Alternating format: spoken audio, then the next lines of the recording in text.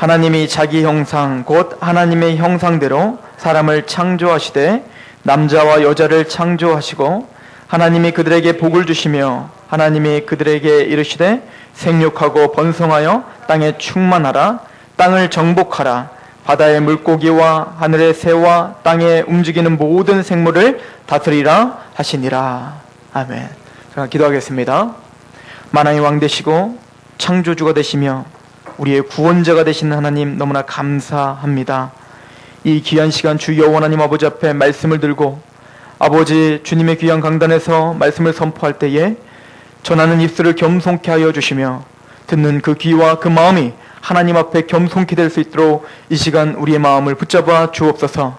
하나님 아버지 앞에 이 귀한 예배가 아버지 온전히 상달되는 예배가 될 수 있도록 인도하여 주시며 예수 그리스도의 이름으로 감사하며 기도하옵나이다. 아멘.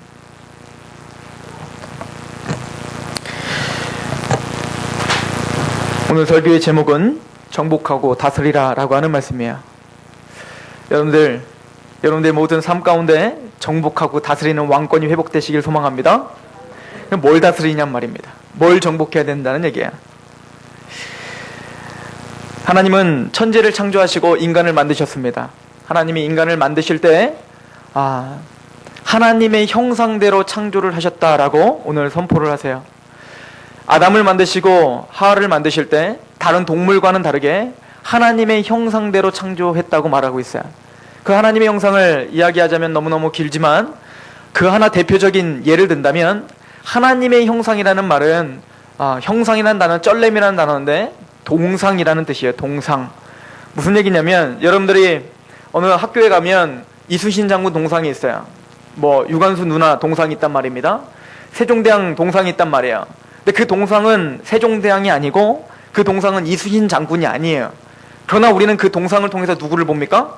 이순신 장군을 보고 또 그 동상을 통해서 세종대왕을 볼 수 있단 말입니다. 마찬가지로 모든 피조물들이 모든 만물들이 인간을 통해서 누구를 본단 말입니까? 하나님을 볼 수 있게 인간을 그렇게 독특하게 만드셨다는 얘기예요. 즉 마찬가지로 하나님은 전 피조물들은 저와 여러분들을 통해서 하나님을 보게 돼 있다는 얘기예요.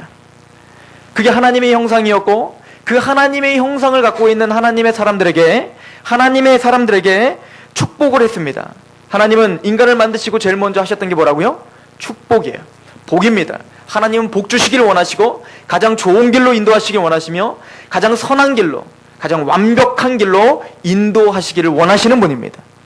그래서 우리에게 복을 주시되 오늘 본문을 보니까 생육하고 번성하고 땅에 충만하고 정복하고 다스리라 라고 하는 복을 주셨습니다. 즉 생육하고 번성하라, 땅에 충만해져라.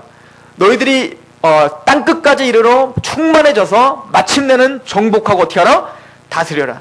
즉 하나님이 만드는 모든 피조세계를 정복하고 다스려라 라고 하는 것이에요.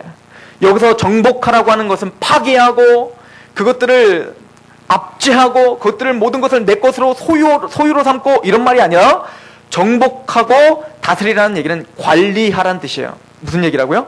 관리. 하나님의 뜻 가운데 하나님의 말씀 가운데 하나님이 원래 계획했던 대로 이 모든 땅을 이 모든 피조세계를 관리하라고 한 거예요.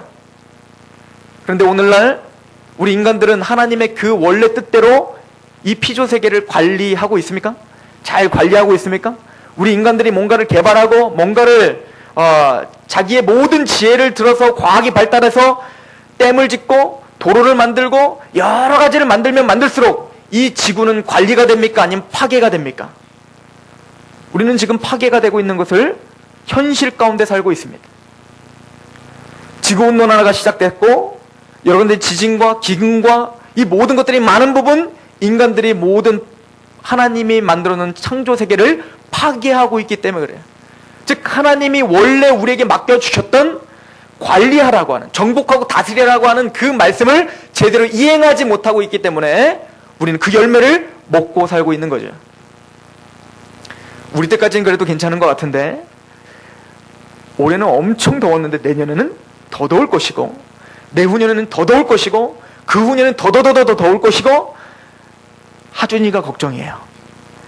우리는 괜찮은데 그 뒤에 있는 세대들이 걱정인 거예요. 그러나 자기의 그 유익 때문에 우리는 포기하지 못해요. 환경이 앓고 있고 신음하고 있지만 그것들에 대해서 그렇게 깊이 그렇게 통회하며 심각성을 그렇게 못 느끼고 살아요. 여러분들 우리나라에도 이제 열대 과일이 열리는 거 아십니까? 제주도 말고요. 이미 대구와 부산과 이미 우리 한반도까지 상륙했다는 거예요. 열대 과일이. 그리고 남해에서는 열대 고기들이 서식을 하기 시작했다는 거야. 그러면서 많은 새를 연구하는 분들은 이제 열대에서만 있던 그 모든 새들이 우리나라에도 있다고 해서 촉각을 세우고 막 신기해서 연구를 합니다. 그리고는 한 1년 전인가요? 지구온난화가 시작되면서 열대 과일들이 그 밑에 지방에서 열리기 시작한다고 하니까 뉴스 인터뷰에 그렇게 하더라고요. 이제부터는 그걸 재배하려고요. 이제는 그걸로 우리가 특산물로다가 만들려고요. 라고 하고 있는 것을 뭐야. 그만큼 우리는 적응이 빠른 거죠. 적응해서 그렇게 살아가야 돼요. 그러나 그 이면에 지금 지구가 신음하고 있고 지금 이 땅이 아파하고 있다는 그거에 대해서는 우리는 통회함이 없다는 거예요. 호세아서에는 이미 예언을 했어요. 죄인들이 이 땅을 지배하고 이 땅을 정복하면 정복할수록 새는 세잔할 것이요 물고기는 죽어갈 것이라고 이미 호세아서에 예언한 것이 그대로 적중하고 있을 뿐이에요. 놀랄 필요도 없고 두려워할 필요도 없습니다. 왜냐하면 하나님의 말씀에 살아계시고 그 말씀이 그대로 이루어지고 있음을 우리는 보고 있을 뿐입니다. 왜 이렇게 됐습니까? 왜 사람이 이 땅을 정복하고 이 땅을 다스리면 다스릴수록 왜 계속 세잔해 가고 왜 끊임없이 죄들이 번창하게 됐습니까? 광부들의 힘을 덜어주기 위해서 좀 광부들이 계속 꽃게이나 삽이나 그런 걸 통해서 계속 그 단단한 바위들을 파고 들어가 굴을 파고 들어가 석탄을 캐는 곳다가 많은 생명들이 없어져서 많은 그 귀한 생명들이 죽어나가서 노벨이라고 하는 사람은 다이너마이트를 만들었어요. 생명을 살리기 위해서 만들었습니다. 우리 지구와 모든 인류를 도와주기 위해서 만들었습니다. 그러나 그 선한 동기는 많은 사람들에게 들어가면 선한 동기로 사용되지 않습니다. 이제는 죄악을 위해서 사용합니다. 사람을 죽이기 위해서 무기로 만들기 시작합니다. 이것이 우리의 모습인 거예요. 다른 부분은 다릅니까? 사람들이 좀 편리하자고 인터넷을 만들었고 사람들이 좀 편리하자고 우리는 좋은 기계들을 발명했습니다. 그러면 그 기계를 통해서 그 인터넷을 통해서 많은 범죄들이 시작됩니다. 이것이 우리의 모습이라는 거예요. 왜 이렇게 됐습니까? 성경은 그 대답을 아담으로부터 찾고 있습니다. 아담이 하나님이 원래 생육하고 번성하고 땅에 충만해서 정복하고 다스리라고 관리하라고 하나님 뜻 가운데 계획 가운데 이 모든 것들을 풍요롭게 하라고 말씀했지만 이제는 그 정복하고 다스리면 다스릴수록 하나님의 말씀과 하나님의 원리에서 떠나가며 그 모든 피조세계가 무너지고 파괴될 수밖에 없는 그 상황이 죄 때문이다라고 지적하고 있습니다.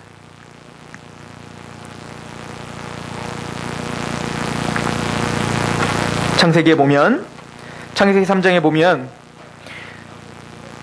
하나님의 형상대로 지음받은 그 인류에게 사단이 와서 마귀가 와서 유혹하는 장면이 나옵니다.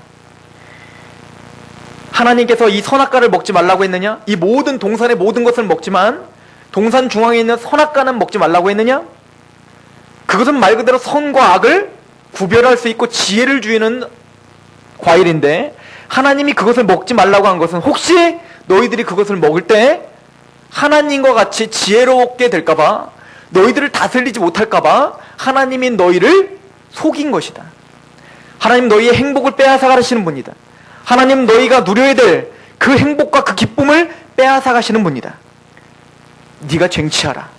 네가 그것을 따먹어야 된다. 그걸 먹어야 네가 지혜롭게 된다. 그래야 너의 인생이 핀다. 그래야 너의 인생이 성공한다. 그래야 너의 인생이 행복할 수 있다. 이것이 사탄의 유혹이었어요. 우리가 알고 있듯이 우리의 전 인류의 조상이었던 아담은 하와는 그 유혹에 넘어가고 선악과를 따먹었습니다.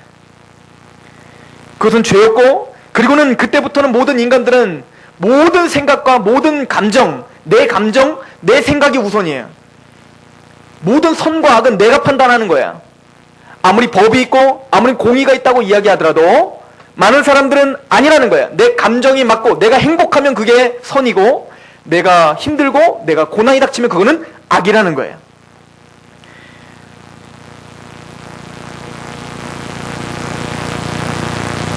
그래서 그 죄악 가운데 있는 그 사람들의 특징이 주어지기 시작합니다. 우리 창세기를 한번 볼까요? 창세기 4장을 보시면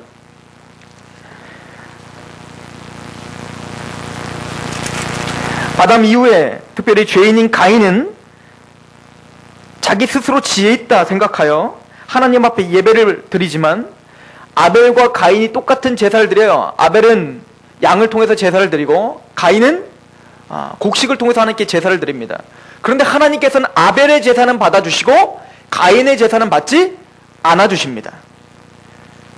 그럴 때 누가 잘못입니까? 하나님이 왜 가인의 제사를 받지 않았을까요? 명확하게 모르지만 하나님이 뭔가 가인에게 부족한 것이 있었지 않았을까요? 가인에게 뭔가 바라는 것이 있지 않았을까요? 가인은 뭔가 악 가운데 있었기 때문에, 죄 가운데 있었기 때문에 하나님은 그 예배를 받아주지 않았을 거 아닙니까? 그런데 가인은 나의 제사를 받아주지 않는 하나님이 잘못됐다는 겁니다. 한번 말씀을 보시면 4장 6절을 보십시오. 5절부터 보면 가인과 그의 제물은 받지 아니하신지라 가인이 몹시 분하여 안색이 변하니 여호와께서 가인에게 이르시되 내가 분하여 함은 어찌 됨이며 안색이 변함은 어찌 됨이냐 내가 선을 행하면 어찌 낯을 들지 못하겠느냐 선을 행하지 아니하면 죄가 문에 엎드려져 있느니라 죄가 너를 원하나 너는 죄를 다스릴지니라. 가인아, 네 안에 죄가 있구나. 내가 네 제사를 받지 않는다면 그것은 너의 잘못이지 받지 않는 내가 잘못한 것이 아니지 않느냐? 그렇다면 반드시 가인이 하나님 앞에 회개하고 너의 삶을 돌이켜야 되는데 가인은 반대로 하나님이 자기의 제사를 받지 않는 것을 통해서 안색이 변하고 삐져버려요. 이 얘기는 뭐죠? 이제는 하나님이 옳지 않은 거야. 지금 내 감정이 중요한 거야. 내 생각이 중요한 거야. 내 상황이 중요한 거야. 하나님이 잘못했다는 거야. 하나님이 죄를 범한 거지 내가 죄가 있는 것이 아니라고 스스로 지혜롭다 하고 있는 거야.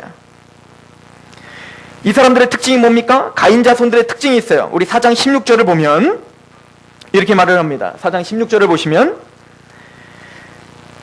가인이 여호와 앞을 떠나서 에덴 동쪽 놋 땅에 거주하고.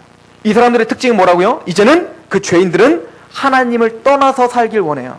왜냐면 하나님과 함께 살면 내 감정대로 내 생각대로 살지 못할 것 같은 거야. 자꾸 참견하실 것 같은 거야. 하나님이 아니야 그건 옳지 않아, 그렇게 사는 거 옳지 않아, 그렇게 살면 맞지 않아 라고 계속 참견하실까 봐 그게 두려운 거야. 그래서 죄인들은 더더욱 하나님을 떠나서 살길 원해요. 왜죠? 사단이 그렇게 속였잖아요. 하나님 너의 행복을 박탈하시는 분이야. 하나님 너의 기쁨을 박탈하시는 분이야. 하나님 말씀대로 살면 넌 기쁨이 없어질 거야. 항상 고생만 있을 거야. 네 기쁨은 사그라질 거야. 그렇게 항상 우리를 유혹하고 미혹하기 때문에 그래요. 그래서 하나님을 어쩌든 멀리 멀리 떠나려고 하는 겁니다.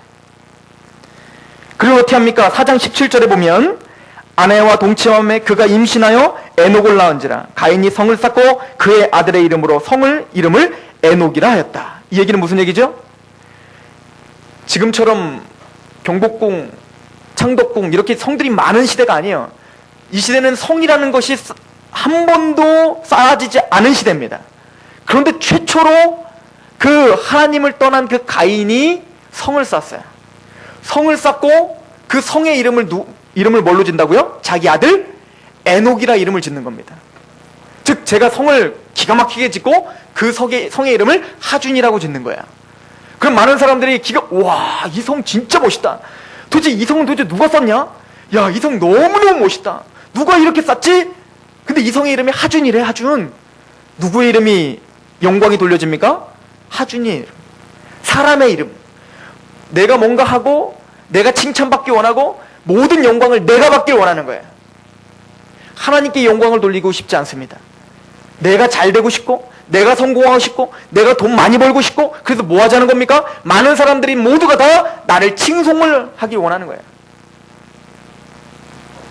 이 근본적인 이 마음이 여호와 앞을 떠난 사람들에게 있더라.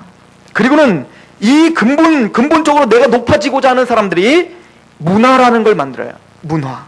한번 보십시오. 19절에 보면 라멕이 두 아내를 맞이하여 하나의 이름은 아다요 하나의 이름은 실라였더라. 이때부터 뭐가 시작됐어요? 일부 다처제가 시작된 거예요. 원래 하나님은 아담과 하와, 아담에게는 한 여자 하와만 붙여줬다고요. 그런데 이제 라멕 때부터 그 죄 가운데 있었던, 내가 높아지고 내 기쁨과 내 행복만을 위해서 살아가고 있는 그 가인에게 이제 일부 다처제. 무슨 얘기죠? 힘만 있다면 얼마든지 몇 사람도 내가 거느리고 살 수 있다라고 해요. 이기적임의 열매로 드러나기 시작하는 겁니다. 그럼 더 나가서 한번 보십시오. 21절에 보면 그의 아우의 이름은 유발이니 그는 수금과 퉁소를 잡은 모든 자의 조상이 되었다. 수금과 퉁소, 음악을 만들고 뭔가 시를 읊고, 이 모든 것들이 다 뭐예요? 나의 기쁨을 충족시키기 위해서 그 모든 것들을, 음악과 그 모든 악기들을 만들기 시작을 합니다. 그래서 여러분들 모든 악기들의 기원은 뭔지 아십니까? 다 예를 들어 드럼이 왜 시작됐죠? 이 드럼이 어디서부터 시작됐습니까? 아프리카 토속인들이, 그 사람들이 어떻게 해요? 종교적인 행사를 하기 위해서 어떻게 해요? 드럼을 만들기 시작했죠. 뭔가 감정을 돋구기 위해서, 감정을 돋궈서 어떻게 하기 위해서, 뭔가 엑스타시한 그 체험을 하기 위해서 그런 악기들을 만들기 시작을 했어요. 즉 우상 숭배를 위해서 그 모든 문화들이 시작되게 합니다. 또한 22절을 보십시오. 신라는 두발가인을 낳으니 그는 구리와 새로 여러 가지 기구를 만드는 자요, 두발가인 누이는 나아마였더라. 즉 구리와 새로 여러 가지 연장들을 만듭니다. 그럼 이 연장 갖고 뭐 했을까요? 이제는 다른 사람들의 땅을 정복하기 위한 연장들을 만들기 시작합니다. 전쟁이 시작된 거야. 무기가 시작된 거야. 내가 잘 먹고 내가 잘 살고 내가 행복해야 돼요. 하나님 앞에 가면 갈수록 하나님은 내 행복을 뺏어갈 것 같아요. 예를 들어서 예수님을 믿지 않는 사람들이 교회를 나오는 것이 겁나는 이유, 첫 번째, 내 시간을 뺏길 것 같아요. 내 돈을 갈취당할 것 같아요. 내 행복이 완전히 없어질 것 같은 거야. 그 좋아하던 담배도 왠지 끊어야 될 것 같아요. 왠지 그 좋아하던 술도 다 끊어버려야 될 것 같아요. 하나님은 내 기쁨을 좋아하지 않는 분 같아요. 그래서 어떤 사람은 그렇게 얘기한다잖아요. 천국 별로 싫다는 거야. 천국에 가면 항상 찬양만 하고 찬송만 해야 되니까 지겹다는 거야. 잘못된 시각을 갖고 있는 겁니다. 그렇게 누가 속이고 있는 거예요? 사단은 그렇게 계속 속이고 있는 거야. 너의 행복을 뺏어가시는 분이야. 그래서 시대가 가면 갈수록 하나님의 말씀과 하나님의 뜻과 하나님의 계획에서는 끊임없이 우리 문화들은 하나님의 말씀에서 멀어지고 있어요. 예를 하나 들어볼까요? 하나님은 위에 있는 자들에게 공경하라고 합니다. 그게 권력자든 그게 부모든 그 사람들은 하나님이 우리에게 공경하라고 주신 사람이라는 거야. 그래서 예를 들어서 우리 예전에 우리나라에도 부모를 공경하는 것은 그냥 당연한 거였고, 부모가 뭔가 잘해서 공경하는 게 아니고 그냥 부모기 때문에 공경하는 것이 덕이라고 생각했어요. 그러나 이제는 부모가 나에게 뭔가 해주지 않으면 부모를 무시하는 시대입니다. 누가 이 시대를, 이 문화를 누가 끌고 가고 있는 겁니까? 많은 사람들은 트렌드라고 말합니다. 많은 사람들은 그냥 이 시대의 문화라고 이야기하지만 성경은 사단이 그 문화를 끌고 가고 있다는 거예요. 시대가 가면 갈수록 그 시대는 더 악해질 거라는 거예요. 시대가 가면 갈수록 이 땅은 더 신음하게 될 거라는 것입니다. 그렇다면 구원받은 하나님의 사람들은 어떻게 해야 되는가? 우리 골로새서를 잠깐 볼까요? 골로새서 1장을 잠깐 보십시오.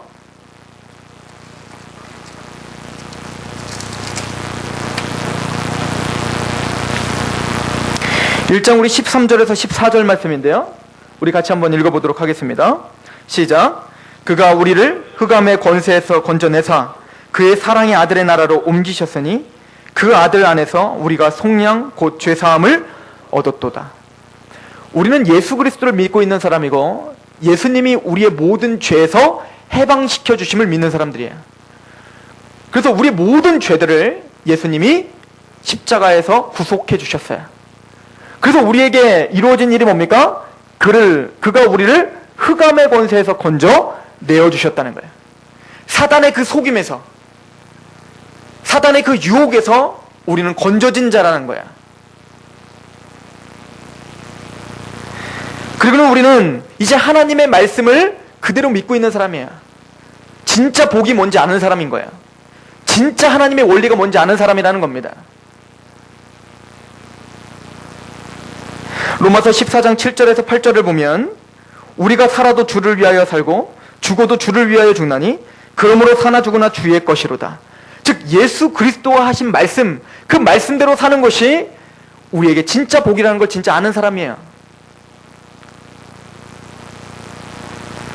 그리고는 정복하고 다스리라, 이 말씀이 다시금 우리에게 성취되는 사람이 됐다는 겁니다. 그렇다면 구원받은 우리가 정복하고 다스릴 수 있는 방법이 무엇일까? 여러분들은 정복하고 다스리셔야 됩니다. 그렇다면 우리가 어떻게 이 어그러진 세상에서 하나님의 뜻 가운데 정복하고 다스려야 됩니까? 우리는 그리스도의 빛이요 소금이요 향기요 편지라고 말해요. 이 얘기는 다시 하나님의 형상이 회복됐다는 얘기인 거예요. 이제 우리를 통해서 예수님이 보여야 되는 거예요. 그게 형상이에요. 우리의 삶을 통해서, 우리 언행을 통해서, 우리 말을 통해서 예수님이 보여야 되는 거예요. 그리고 그것이 진짜 복이라는 것을 증명하며 사는 사람, 이것이 정복하고 다스리는 삶이에요. 피닉스 신학교의 델리 데하우치라고 하는 그 총장은 항상 자기의 직원들에게 이렇게 물어봅니다. 이렇게 물어본다는 거야. 내가 당신을 도와줄 일이 무엇입니까? 당신이 일을 하는 데서 내가 무엇을 위해서 해줘야 됩니까? 그럴 때 그 신학교가 존경을 받는 겁니다.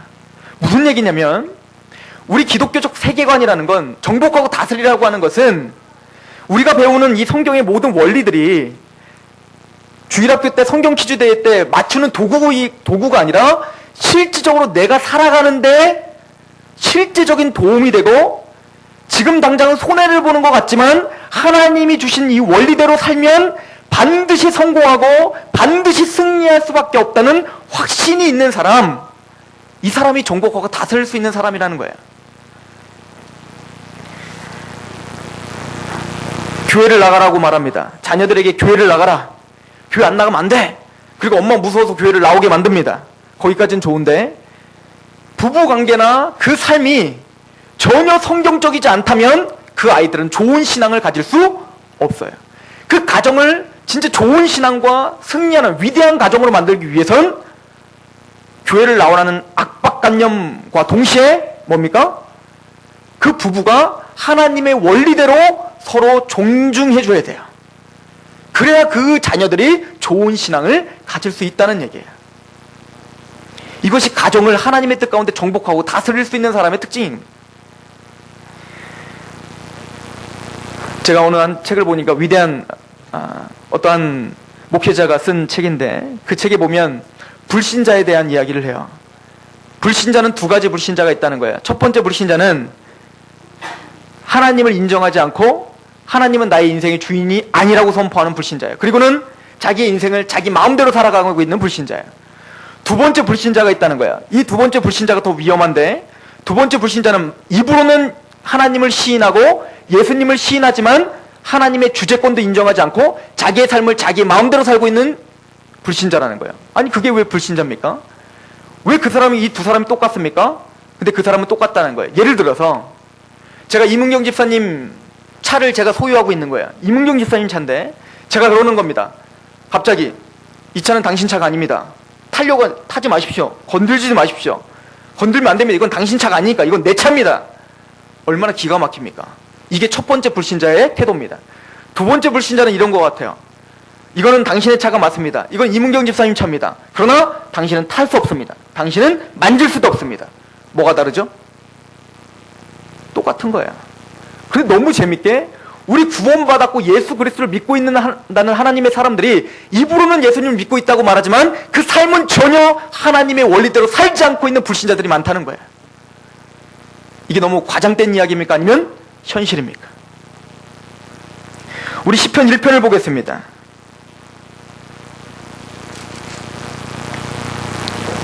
시편 1편 1절부터 보면 이렇게 써 있어요. 복 있는 사람은 악인들의 꾀를 따르지 아니하며 죄인들의 길에 서지 아니하며 오만한 자들의 자리에 앉지 아니하고 오직 여호와의 율법을 즐거워하며 그의 율법을 주야로 묵상하는도다. 진짜 복을 받는 사람, 진짜 복, 하나님의 정말 축복을 받는 사람의 특징이 있다면 세상의 원리대로 살아가지 않는 거예요. 악인의 꾀를 따르지 않는 겁니다. 교만한 자리에 서지 않는 겁니다. 겸손한 자리에 서는 거예요. 예수님의 십자가의 자리에 서는 거예요.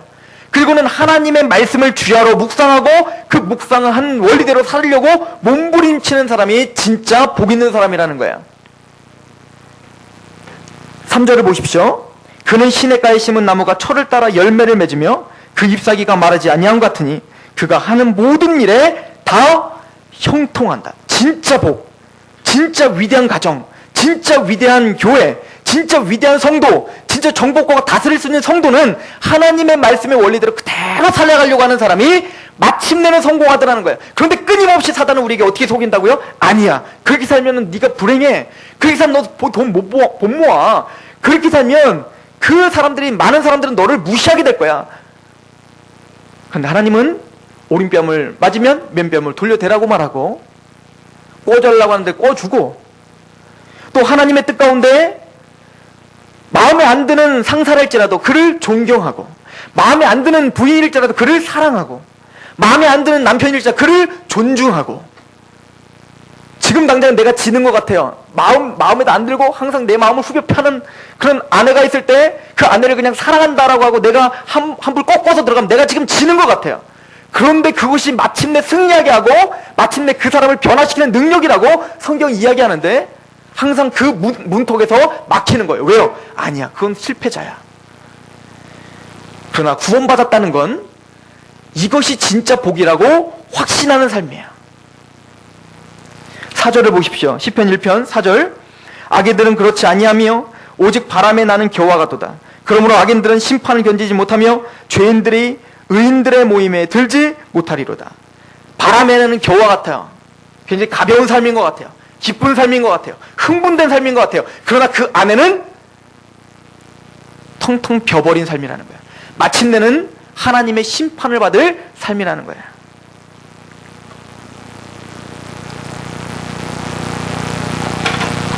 우리 교회 공동체에 대해서 한번 이야기해 봅시다.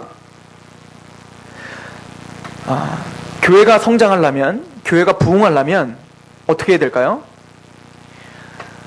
많은 대중매체들과 많은 큰 교회를 만든 목사님들의 세미나를 들어보면 교회가 조금 부흥하려면 먼저 좋은 건물이 있어야 된다고 생각해요.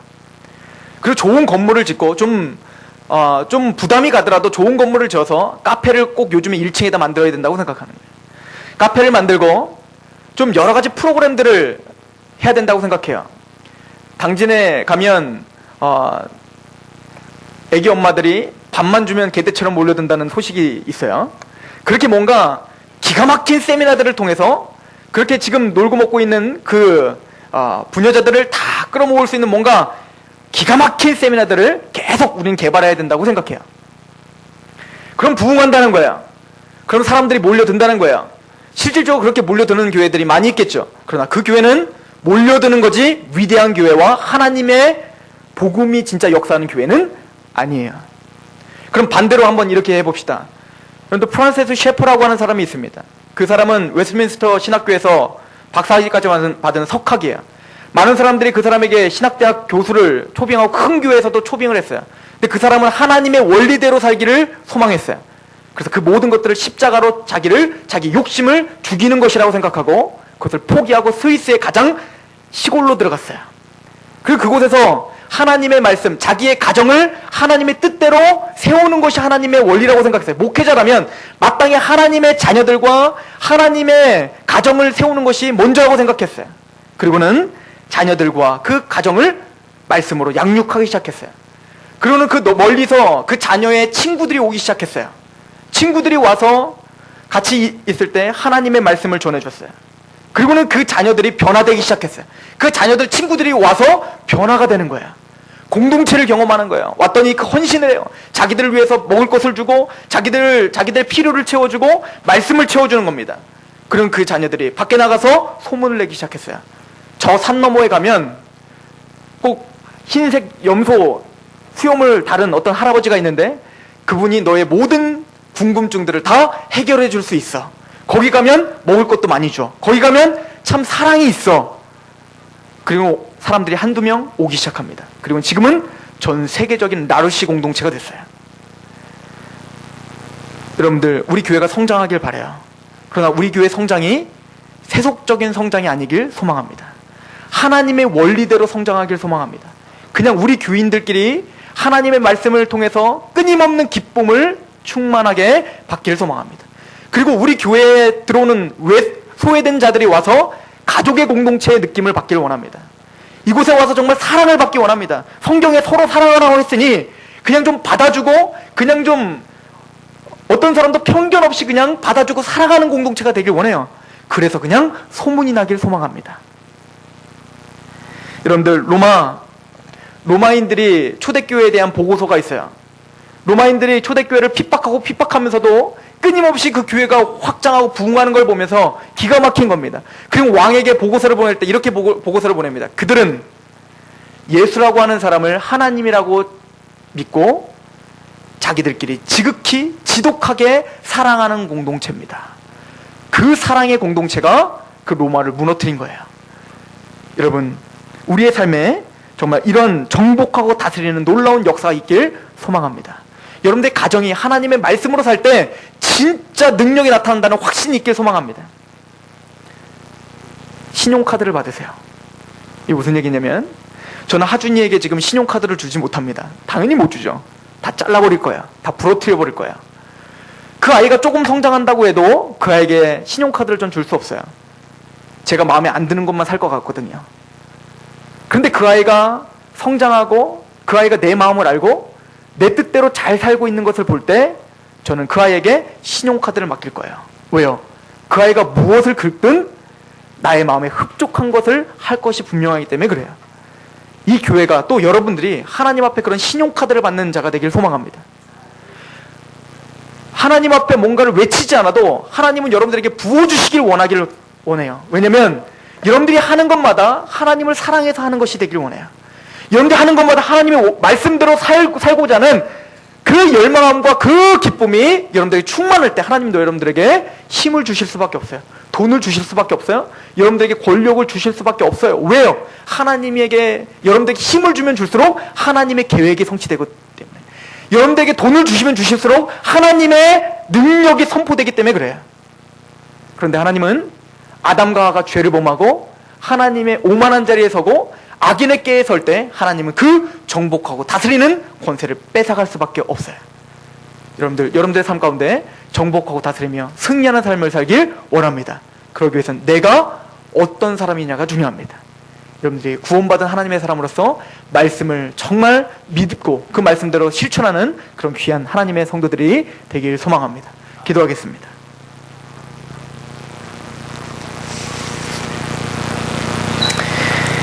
하나님, 우리 교회 공동체가 세상과 타협하지 않고 온전히 하나님의 말씀 앞에 몸부림치는 공동체가 되길 소망합니다. 세상의 화려함을 쫓지 않게 하여 주시옵소서. 세상의 가치관에 무릎 꿇지 않게 하여 주시옵소서. 투박해 보이지만, 더뎌 보이지만 하나님의 말씀 앞에 정면 대결할 수 있게 하여 주시옵소서. 우리 성도들의 개인적인 삶도 예수 그리스도를 믿음으로 말미암아 하나님의 말씀을 믿게 하여 주시옵소서. 이 귀한 하나님의 말씀의 원리들이 궁극적으로 우리에게 진정한 승리를 준다는 확신을 주시옵소서. 그래서 하나님 아버지의 뜻 앞에 정복하고 다스리며 하나님의 계획과 하나님의 뜻을 확장하는 그런 귀한 하나님의 사람들이 될 수 있도록 인도하여 주시옵소서. 예수 그리스도의 이름으로 감사하며 기도하옵나이다.